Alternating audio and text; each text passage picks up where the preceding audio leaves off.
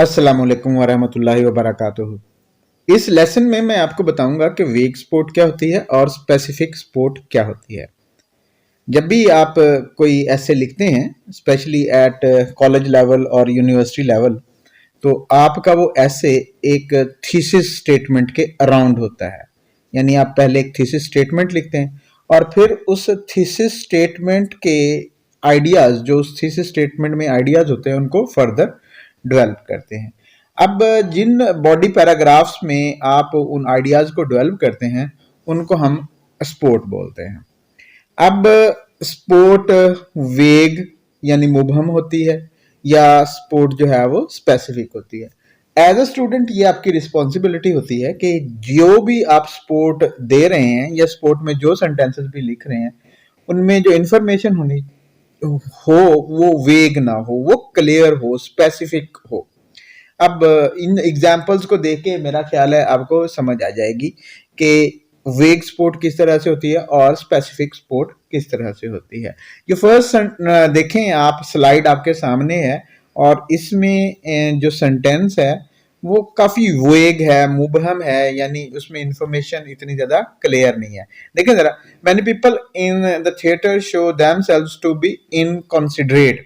अब ये many people, who are these people, तो मेंशन होना चाहिए कि लोग जो हैं ये कौन है। They make noises and create disturbances at their seats. Again, who are they and then what sort of noises they make and what sort of disturbances they create. ये सारी चीजें जो है वो मुबहम सी हैं इन सेंटेंसेस में। अगले सेंटेंस को भी अगर देखते हैं, included are people in every age group from young to the old. Again, it is not clear के किस तरह से ये सारी की सारी सिचुएशन डेवलप होती है। अब some, again, who are these some people act as if they were at home in their own living room watching TV. अब ये वे किस्म के सेंटेंसेस हैं, या इन सेंटेंसेस में जो इंफॉर्मेशन है बहुत ज्यादा वेग है, मुबहम सी है, स्पेसिफिक नहीं है।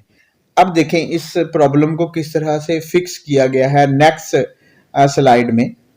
आप देखें कि लिटिल किड्स, अब अगर आप पिछले सेंटेंस के साथ इसको कंपेयर करते हैं, वहां पे जो है मैनी पीपल से little kids, of course little kids race up down the एजल्स।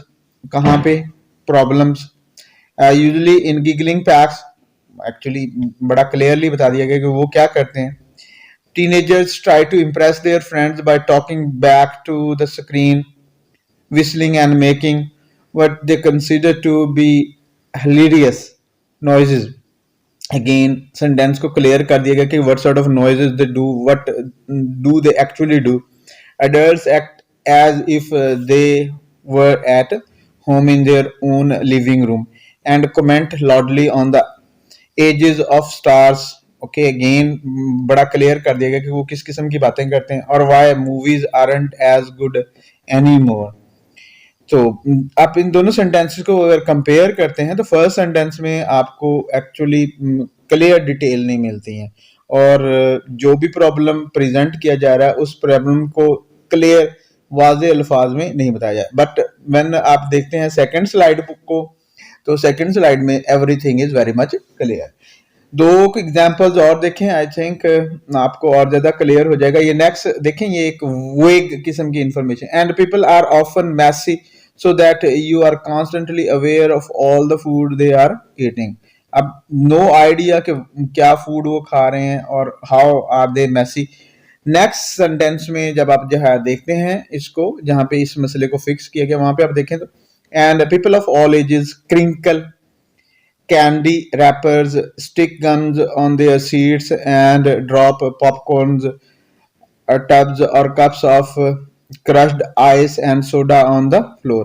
अब इस सेकंड सेंटेंस में या सेकंड सेंटेंसेस जो हैं, जो सेकंड स्लाइड है जहां पे इस मसले को फिक्स किया गया है, वहां पे आप देख सकते हैं कि how specific vocabulary has been used, और ये वोकैबुलरी जो आपकी सेंसेस है उनको अपील करती है।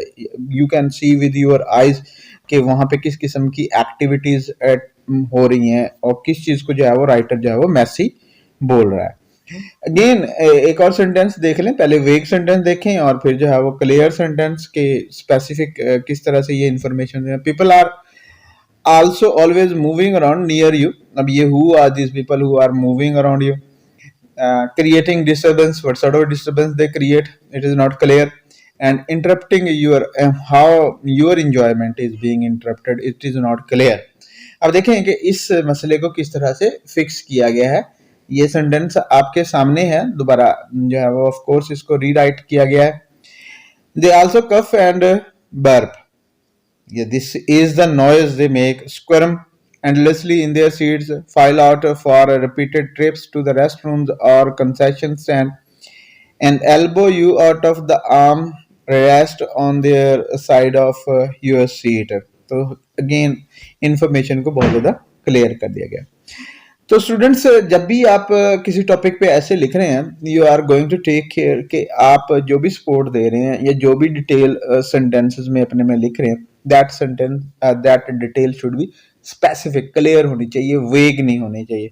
और स्पेसिफिक डिटेल्स क्या करती हैं, स्पेसिफिक डिटेल्स क्या करती हैं, इनका ताल्लुक अगर आपकी सेंसेस में से किसी एक भी सेंस के साथ हो जाए तो वो ज़्यादा स्पेसिफिक हो जाती हैं। अच्छा, आप क्या कर सकते हैं, अपनी वेग स्पोर्ट को स्पेसिफिक स्पोर्ट में तब्दील करने के लिए आप ऐसे वर्ड्स यूज करें जो इमेजेस सजेस्ट करते हैं।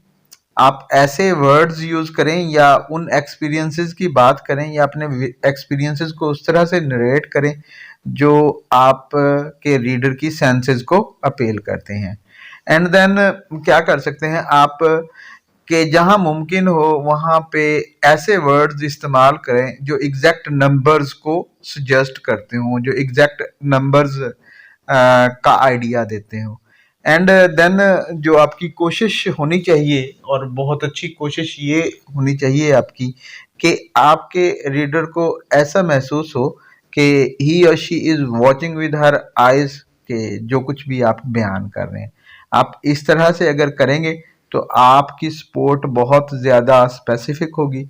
एंड ऑफ कोर्स आपकी ज़्यादा स्पेसिफिक सपोर्ट राइटर जो रीडर है आपका उसके लिए ज़्यादा कन्विंसिंग होगी और ज़्यादा एंगेजिंग होगी।